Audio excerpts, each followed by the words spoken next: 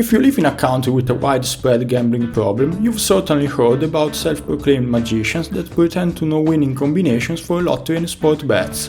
The rhetorical question that arises spontaneously is, why do these geniuses share for a few pennies information that could make them rich?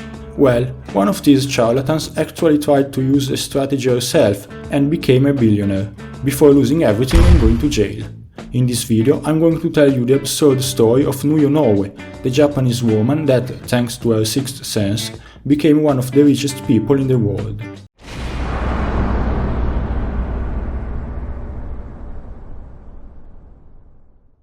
Nui Onoue was born in 1930 in the Nara prefecture as the second child of a very poor farmer family. The family was so poor that one of her younger siblings died of malnutrition. When she was 10, her father also died of an unspecified illness, probably again a consequence of the precarious conditions in which they lived. After this loss, the family lived under the protection of a wealthy farmer that supposedly had a relationship with Nui's mother. Her mother was a devoted worshipper of Kobo-dayashi and, like many people that lived in rural areas at that time, also a very superstitious person. Nui finished school at 14, acquiring a level of education comparable with that acquired by modern-day middle school students. She then started working in local factories and as a station attendant for the Japanese National Railways. Since the salary was low, Nui decided to leave Nara countryside for Osaka. Here she worked in a department store and in the nightlife industry. When she was 19, she got married and got a daughter. The marriage didn't last long. At 25, she was already divorced, and the custody of her daughter went to her husband.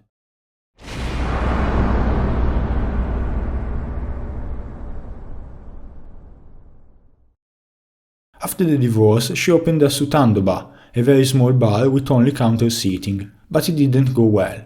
So she started working as a waitress in a traditional restaurant in Minami, Osaka's most famous entertainment district. A more precise Japanese term for her profession is nakai. This figure dresses in traditional clothes and in some cases entertains customers, similarly to a hostess.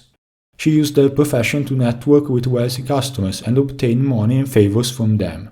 She learned to discern if a customer had money or not, and proactively went on dates only with the richest ones. With the support of one of her wealthy sims, she bought a ryokan and a restaurant. It doesn't end here. Her generous friends also bought her a mahjong parlor in 1973 and in 1983 a popular restaurant, the Daikokuya, which will become the base for her operations. Despite reaching her 40s with so many real estate assets, she had no management talent, and all the businesses she owned continued to run at a loss.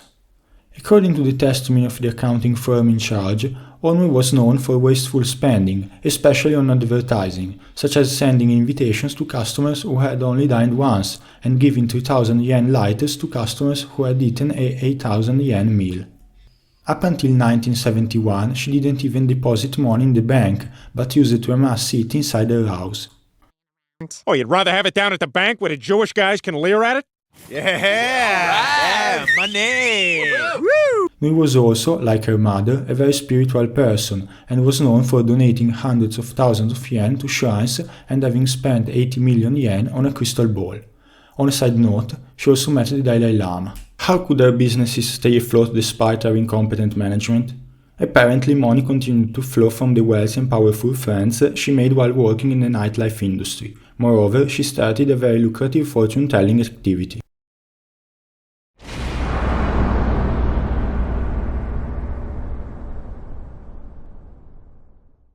Nui quickly gained a reputation thanks to some lucky horse race predictions, and after a while, her customers also wanted to know the god's opinion about stocks. As many of you already know, in the 80s Japan was in the middle of a speculative bubble with stocks and real estate prices going up like crazy.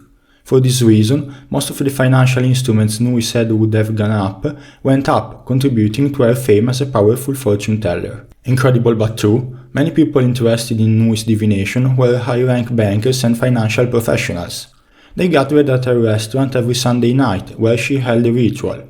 During this ritual, Onoue would have become possessed in front of a ceramic statue of a toad, a symbol meant to attract wealth in Japanese culture, and bystanders, that I remind you were financial professionals who studied at the most renowned schools of the country, asked her about stock prices. She would respond with predictions like, "It will rise soon," or "It's too early." Increasingly convinced that her powers were real, and also taking advantage of insider tips coming from her influential customers, she began trading stocks in 1985 and proved to be successful despite having no knowledge of the subject. Nui started borrowing money using her shops and savings as collateral, and used this money to buy stocks. Soon she started a virtuous circle that granted her infinite money. Basically, she deposited her profits into a bank to receive a certificate of deposit as a proof of her deposit. She would then use this certificate as a collateral to obtain a loan from the same bank or another one. This is a common practice where the certificate acts as a security for the loan, ensuring that the bank can recover its money if the borrower defaults. Once she secured the loan with the certificate, she would withdraw the original deposit from the issuing bank. Normally, this would not be possible because the certificate of deposit would be marked as collateral. However, by using falsified documents and leveraging bank employees, she managed to bypass these safeguards. Onoue would use the funds obtained from these loans to buy stocks. She would then use the profits to repeat the process and repay the debt.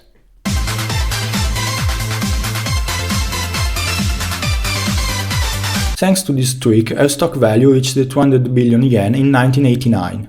Between 1989 and 1990, she also bought 5 properties in the Chuo world for a total of 13.7 billion yen. A thing worth noting is that for most of the time, Nui was holding this fortune as a natural person. It means that the money and assets weren't managed by a company. In 1990, when the bubble reached its peak, Nui's assets were worth $4.4 billion, more than 10 billions of today's dollars. In the same year, she founded a company to manage her portfolio. Its main purpose was to reduce inheritance taxes in case of death. At this point, Nui could be considered the richest individual trader to have ever existed, but the $4.4 billion I'd mentioned didn't take debt into account. As I explained, her climb to success heavily relied on debt, which at that point had surpassed $5 billion. One of Nui's biggest lenders was the Industrial Bank of Japan, that in May 1987 alone lent her 2.5 billion yen. During the bubble era, the Industrial Bank of Japan used to lend only to big companies, but for Nui they made an exception. People in the investment world knew Nui as the genius stock trader of Kitahama, and many continued to believe in her paranormal powers. In 1990, she appeared on the TV program Nantetate ko Kishin, where she showed a bag full of stock certificates and shared her divine revelations with the public. It seemed Nui's scheme could go on forever.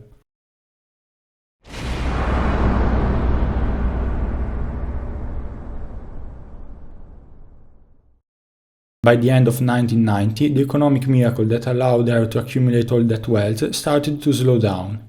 The value of her assets dropped while her debts amounted to 727 billion yen, and interest payments on the loans amounted to 171 million yen per day.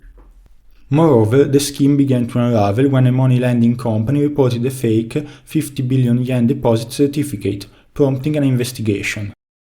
Nui was arrested on August 13, 1991, exposing the full extent of her fraudulent activities. At the trial, Nui's lawyers argued that she had no knowledge of stocks and was simply manipulated.